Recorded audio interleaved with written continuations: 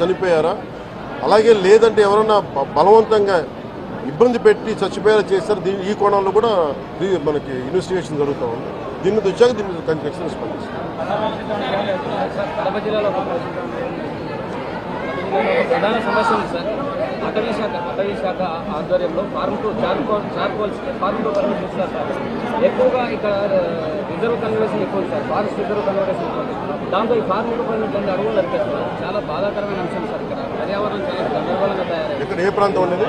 మొత్తం అంతా ఉంది సార్. మొత్తం ఉమ్మడి కడప జిల్లాలో ఎక్కువ బదివేలు ఉంది, భీమటం ఉంది. నేను అతి కొద్ది రోజుల్లోనే కలెక్టర్ చేసి దీన్ని ఒకసారి రివ్యూ పెట్టండి. ఫారెస్ట్ డిపార్ట్మెంట్తో కూడా ఒకసారి నేను అన్ని ఫేక్ చార్కోల్ దీని మీద మేము ఖచ్చితంగా మీరు పెట్టండి. ఆల్డో పర్సనల్ రివ్యూ ఇక్కడికి వచ్చి మేము రివ్యూ చేస్తాం.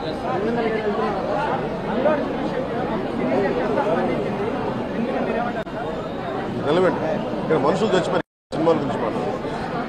కొంచెం పెద్ద మనుషులు